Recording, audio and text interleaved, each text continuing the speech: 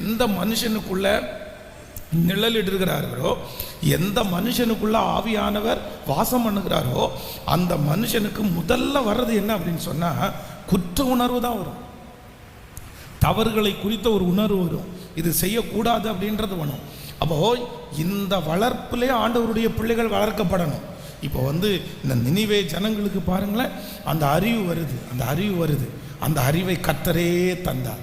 அப்போ இந்த ஃபாஸ்டிங் ப்ரேயரில் நமக்காக மட்டும் இல்லை, நம்முடைய பிள்ளைகளுக்காக கூட ஜெபம் பண்ணும்போது என்ன ஜெபிக்கணும்னா, ஆண்டவரே ஒரு அறிவை தாரும்.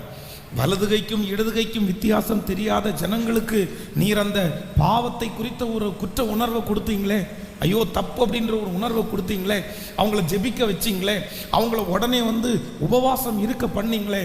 எனக்கு ஒன்று பண்ணுங்க, நான் சந்தித்திருக்கிற இந்த சூழ்நிலையை நான் எப்படி ஹேண்டில் பண்ணணும் அப்படின்ற அந்த ஞானத்தை